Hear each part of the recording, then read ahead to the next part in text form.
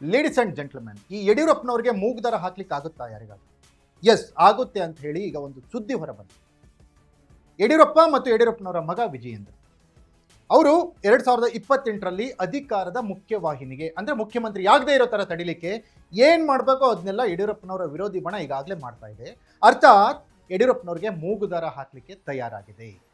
ಯಡಿಯೂರಪ್ಪನವರು ಮತ್ತು ಅವರ ಮಗನ ಅಂದ್ರೆ ವಿಜಯೇಂದ್ರ ಅವರ ವಿರುದ್ಧ ಹೈಕಮಾಂಡ್ಗೆ ಚಾರ್ಜ್ ಶೀಟ್ ಸಲ್ಲಿಕೆಯಾಗಿದೆ. ಯಾರು ಸಲ್ಲಿಕೆ ಮಾಡಿದ್ರು ಚಾರ್ಜ್ ಶೀಟ್? ಈಗ ಆಲ್ರೆಡಿ ಬಿಜೆಪಿಯಲ್ಲಿ 3 ಬಣಗಳು, ಯತ್ನಾಳ್ ಬಣ ಒಂದು, ಯಡಿಯೂರಪ್ಪನವರ ಬಣ ಒಂದು, ಮತ್ತೊಂದು ಬಿಜೆಪಿ ಅನ್ನುವಂಥದ್ದು ಆರ್ ಅಶೋಕ್, ಬಸವರಾಜ ಬೊಮ್ಮಾಯಿ ಇತರರು. ಈಗ ಯಡಿಯೂರಪ್ಪನವರ ವಿರುದ್ಧ ಚಾರ್ಜ್ ಶೀಟ್ ಸಲ್ಲಿಕೆ ಮಾಡಿದ್ಯಾರು?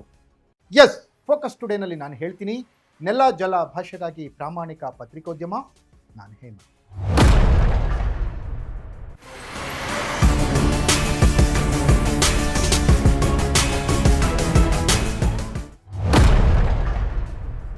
ಎಸ್ ವೀಕ್ಷಕರೇ, ರಾಜ ಹುಲಿ ಯಡಿಯೂರಪ್ಪ ದಕ್ಷಿಣ ಭಾರತದಲ್ಲಿ ಬಿಜೆಪಿಯನ್ನ ಕಟ್ಟಿ ಬೆಳೆಸಿದ ಧೀಮಂತ ನಾಯಕ.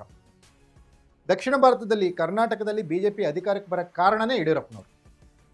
ದಕ್ಷಿಣ ಭಾರತದಲ್ಲಿ ಬೇರೆ ರಾಜ್ಯಗಳಲ್ಲಿ ಬಿಜೆಪಿ ಹೇಳಿಕೊಳ್ಳುವಂಥ ಸಾಧನೆಯನ್ನು ಮಾಡಿಲ್ಲ. ಕೇರಳದಲ್ಲಿಲ್ಲ, ಆಂಧ್ರ ಪ್ರದೇಶದಲ್ಲಿಲ್ಲ, ತೆಲಂಗಾಣದಲ್ಲಿಲ್ಲ, ತಮಿಳುನಾಡಲ್ಲಿಲ್ಲ.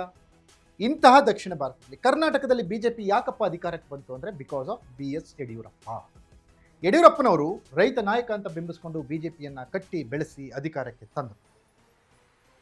ಆದರೆ ಅವ್ರದ್ದೇ ಆದ ಕೆಲವು ಕಾರಣಗಳಿಂದ ಯಡಿಯೂರಪ್ಪನವರ ಬಗ್ಗೆ ಹಲವು ವಿರೋಧಗಳು ಉದ್ಭವವಾಗಿದ್ದು ಡೇ ಒನ್ನಿಂದ ಅದು ಇಲ್ಲಿವರೆಗೂ ಮುಂದುವರ್ಕೊಂಡು ಬರ್ತಾನೆ ಇದೆ.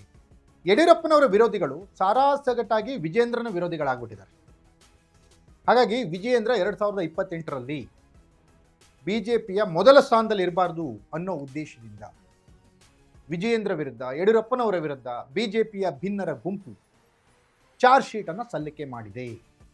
ಯಡಿಯೂರಪ್ಪನವರು ಮಾಡಿರುವಂತಹ ಕೆಲವು ಭ್ರಷ್ಟಾಚಾರದ ಹಗರಣಗಳು, ಪಕ್ಷದ ಅಭ್ಯರ್ಥಿಗಳ ವಿರುದ್ಧ ಕೈಗೊಂಡಿರುವಂಥ ಕೆಲವು ಕೆಲಸಗಳು, ಅದು 2023ರ ಅಸೆಂಬ್ಲಿ ಎಲೆಕ್ಷನ್ ಆಗಿರ್ಬೋದು, 2024ರ ಪಾರ್ಲಿಮೆಂಟ್ ಎಲೆಕ್ಷನ್ ಆಗಿರ್ಬೋದು, ದಾವಣಗೆರೆಯಲ್ಲಿ BS ಯಡಿಯೂರಪ್ಪನವರು ಮಾಡಿರೋ ಆಟದಿಂದ ಬಿಜೆಪಿ ಹೇಗೆ ಸೋಲಾಯ್ತಲ್ಲಿ, ಅದೇ ರೀತಿ ಇನ್ನೂ 1-2 ಸ್ಥಾನಗಳನ್ನು ಗೆಲ್ಬೋದಿತ್ತು, ಯಡಿಯೂರಪ್ಪನವರು ಯಾಕೆ ಸಹಕಾರ ನೀಡಲಿಲ್ಲ, ಎಲ್ಲ ಅಂಕಿ ಅಂಶಗಳ ಸಮಗ್ರ ದಾಖಲೆಯನ್ನು ಒಳಗೊಂಡಂತಹ ಚಾರ್ಜ್ ಶೀಟನ್ನು ಹೈಕಮಾಂಡ್ಗೆ ಸಲ್ಲಿಕೆ ಮಾಡಿದ್ದಾರೆ. ಯತ್ನಾಳ್ ಬಿಜೆಪಿಗೆ ಬರಬೇಕು ಅಂತ ಕಾಯ್ತಾ ಇದ್ದಾರೆ, ಆದರೆ ಬಿಜೆಪಿ ಗ್ರೀನ್ ಸಿಗ್ನಲ್ ಕೊಡ್ತಾ ಇಲ್ಲ.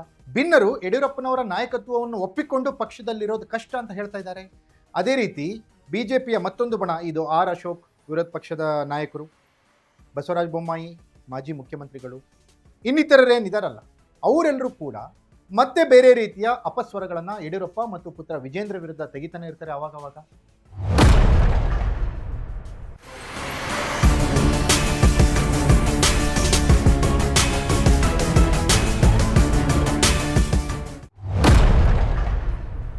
ಈಗ ಒಂದು ಹೆಜ್ಜೆ ಮುಂದೆ ಹೋಗಿ ಚಾರ್ಜ್ ಶೀಟ್ ಸಲ್ಲಿಕೆಯಾದ ಬಳಿಕ ಬಿಜೆಪಿ ಹೈಕಮಾಂಡ್ ಯಾವ ರೀತಿ ಯೋಚನೆ ಮಾಡುತ್ತೆ?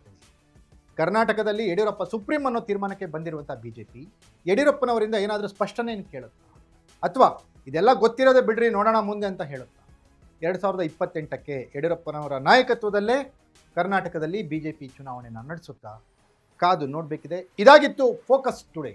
ನೆಲ ಜಲ ಭಾಷೆಗಾಗಿ ನೋಡ್ತಾ ಇರಿ ಫೋಕಸ್ ಟುಡೇ.